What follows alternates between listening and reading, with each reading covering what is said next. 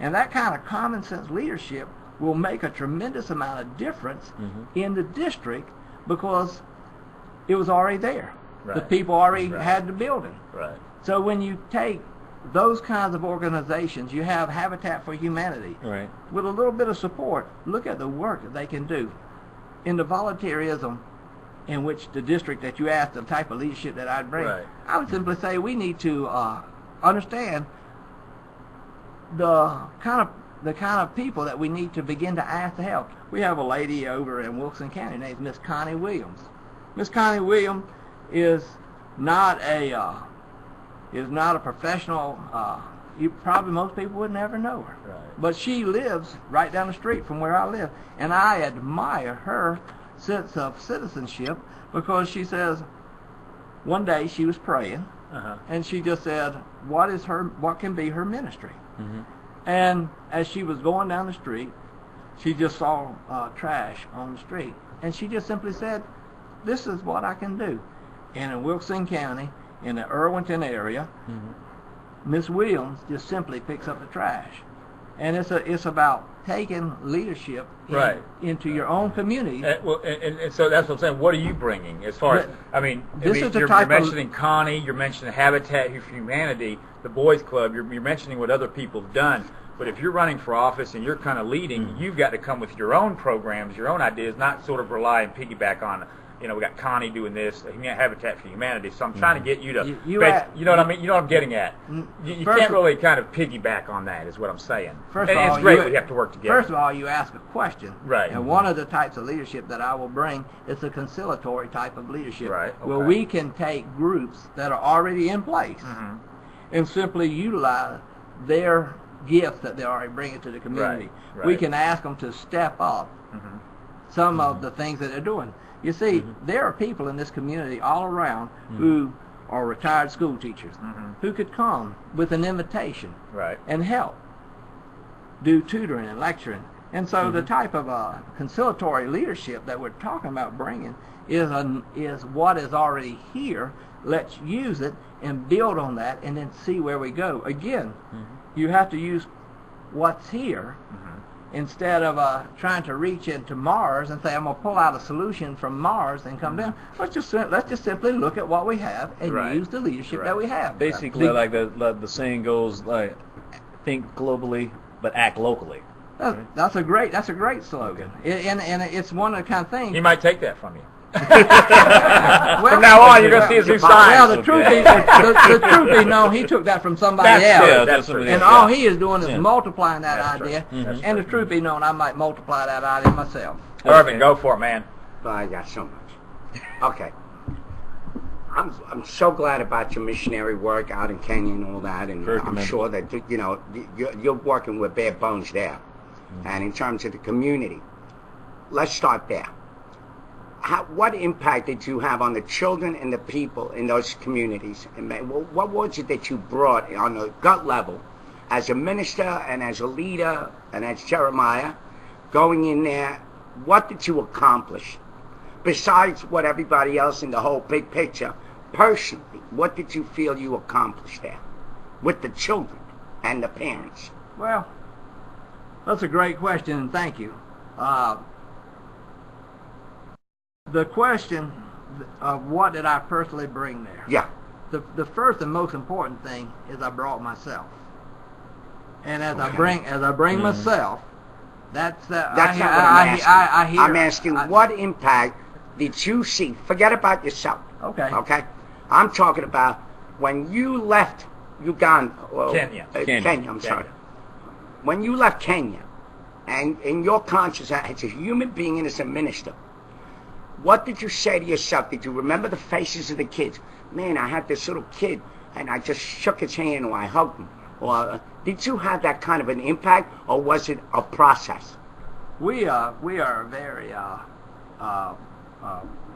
effective ministry, and me personally, I'll give you an example. That we brought with us some handmade. When you say we, who is we? It's never.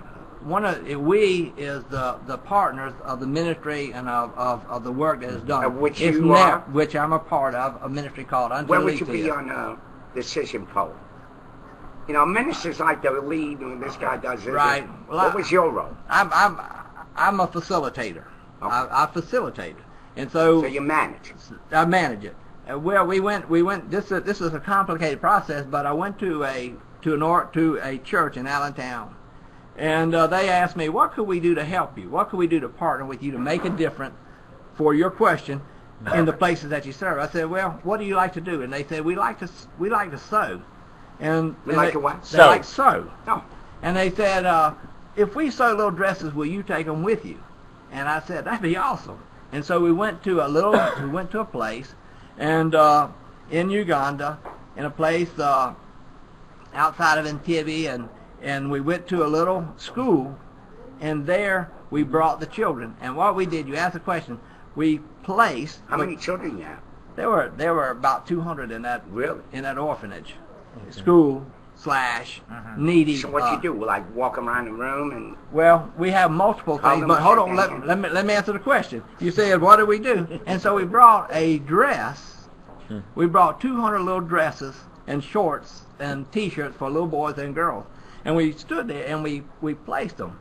And I'll never forget the little girl who came up to me and she said, "Mister, is this little dress really for me?" I said, "Yes, baby, that dress is for you." She said, "Mister, is that dress really for me?" I said, "Baby, that dress is really for you." And she said, she looked at me and she said, "Mister, I've never had a new dress before." And she ran into the dormitory, changed over, and she came out and she asked me, "How do I look?"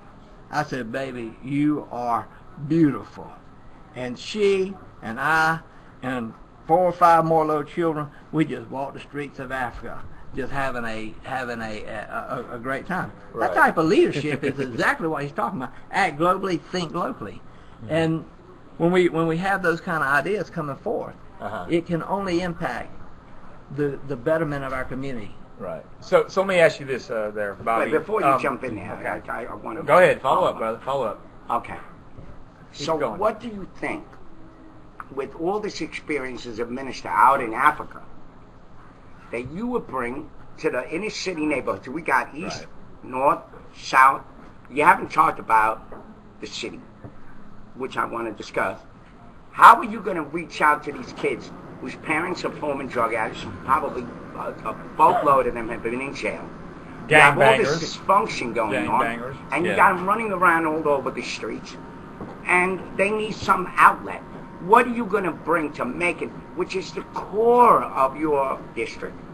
This is the economic engine of Middle Georgia, and that's where the problems are. You know, he rattled off the statistics. Let's start talking about Kenya and everything. Yeah, well, that's what I want to know, just really, as a minister, can you reach out to these kids? Can you look a kid in the eye? Can you hug a kid? Can you talk to them? Can you rally the parents? Can you do that as a minister and not come across like I'm running a process? Can you do that? Be just a gut level, in the trenches, fatherly, loving, caring, giving, looking at everything, can you handle that? Honestly. Or you're going to have a team of guys. First of all, I think the answer to your question is, if you would been with me over the last 30 years, you would understand that's who I am. I can hold the hand of a child. I can hold the hands of a mother who's just placed her son in the bar. So what's one of your programs that you think you can come up with to help these inner city kids? Have you studied that out? What are the needs? Okay. I was just saying, are you gonna do basically the same kind of thing that you do with the Kenyans? Are you gonna have people? Are you gonna bring things to these inner cities, clothing to them, like with the dresses? Are you gonna bring food in there? Are you gonna bring an educational program to them? Are you gonna bring rec centers, things that keep them busy? I think is what Irvin's kind of asking. He's really wanting what you're going to do more so than what. He's talking about Kenya, you know. Yeah, right. I want to hear about what you're going to do for this area. I think I see his point, because unlike Kenya, the people in Kenya don't have access to like guns and other type of weapons compared to Middle Georgia or any other American city. Well, go ahead. It's quite evident that you guys have not been to the places that I've been. Because people are people regardless of what spot they are on the globe. There are problems in all